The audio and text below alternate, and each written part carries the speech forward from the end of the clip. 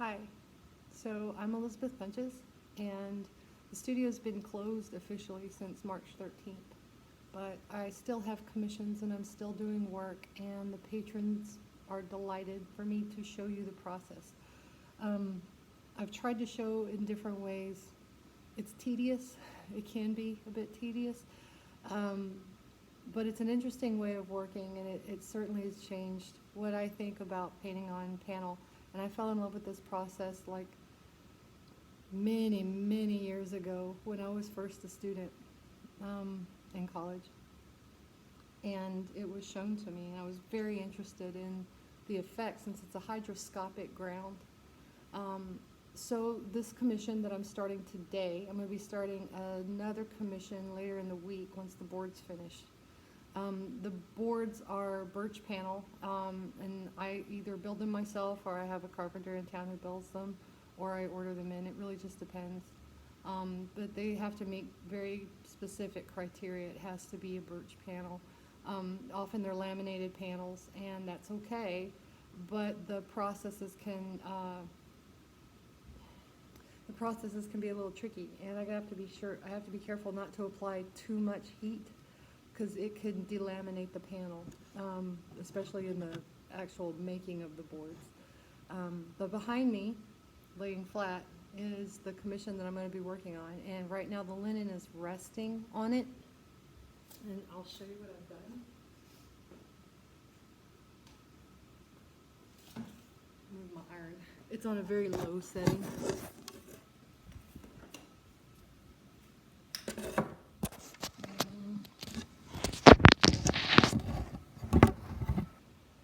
Okay, so here's the panel, and it's got the linen resting on top of it.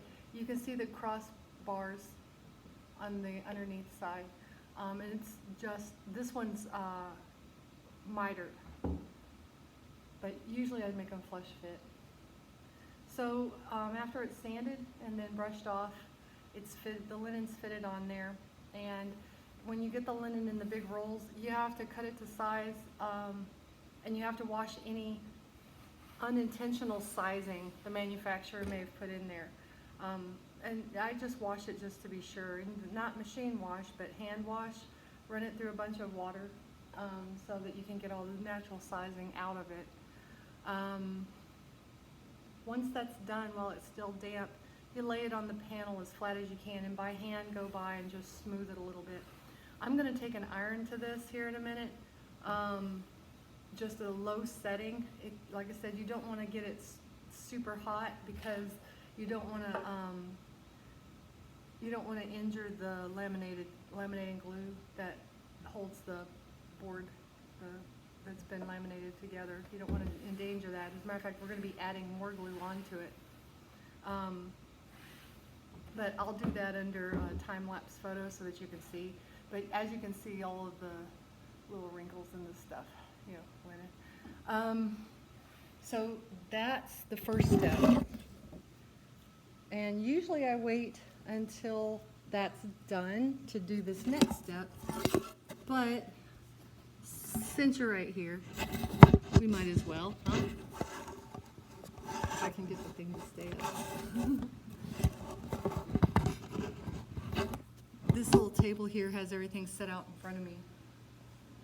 And this is the rabbit skin glue.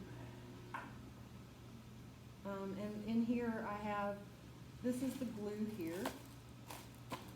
And it comes in all kinds of different brands. And it's reconstitutable, but you don't want to do that, because every time you reconstitute it, it loses its strength. And we want to keep it all one thing. This is also the basis for the gesso that I use. So basically it's 1 ounce of these granules to 12 ounces of tepid water. And these have 2 different instructions, and I just do it the way I was taught, and I don't believe what I read. But, and I make sure that it's the same. It looks like a powder. It smells like an unflavored gelatin. Don't breathe it. But anyway, so in this vat, I have 24 ounces of of water. So I would need 2 ounces of powdered glue. This specific one says you can use it right away. It's like stir it in, blah, blah, blah, the ratio of 1 ounce glue to 12 ounces water, which is fine. Heat in a double boiler until thoroughly dissolved. Do not boil or overheat. Apply as a liquid. Don't do that. Rabbit skin glue needs to soak overnight. So what I do is I mix the granules up in tepid water, put aluminum foil or plastic wrap or a wet towel or whatever over the top of this so that dirt and flies and stuff can't get into it. But you let it soak overnight, and then tomorrow morning I'm going to get out and slowly heat this, and it'll make it smooth again. When I wake up, this is going to look just like Jello. When I heat it, it'll liquefy it again, and then I apply it to the panel over there that we just looked at, slowly, and saturating the fabric so that it becomes one. It glues to the board, to the form of the board. Now, I'm not going to do that until I stretch it. After I iron that over there, I'm going to be stretching it just like you would stretch a canvas, including folded corners and all that heavy stuff. I've always folded my corners wrong, but I've been told they're functional and they're in good shape, so it might be a trademark. But anyway, I'm going to be stretching the linen to the panel after I iron it, so that it has its shape, and then tomorrow when I reheat this, it's going to marry the fabric to the panel, if that makes sense. So hopefully it did.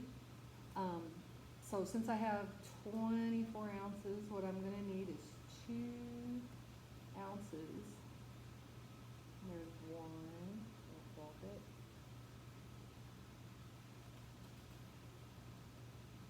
And here is 2. Now, I have a little bit, and by a little bit I mean like a ½ ounce of water extra in there, and the reason why I do that during this stage is because when I heat it, it's going to lose some of its liquid to steam. So I want to make sure that I have the right viscosity after that. In a lot of ways, it's just like cooking.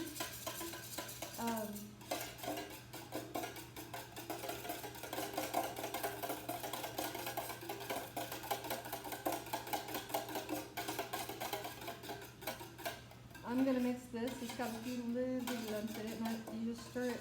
Try not to bubble it. But you just stir it until it's relatively dissolved.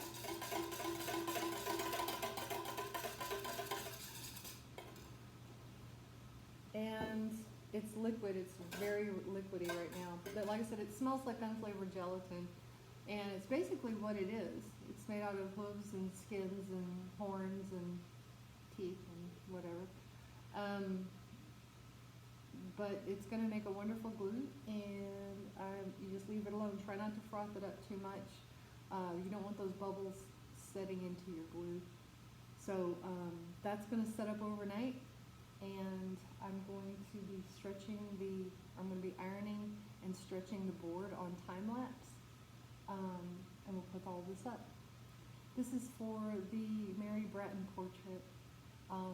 There's a photograph, a black and white photograph hanging behind me that's from the photo shoot that Patrick and I did, and the clients have picked out photos from there. We're settled on one, but I want to give them a chance to really be sure and look through, because there were some really great items in there, and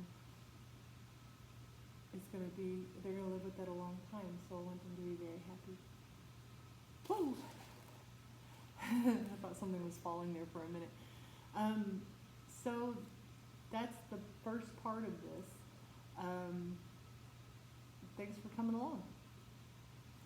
Bye.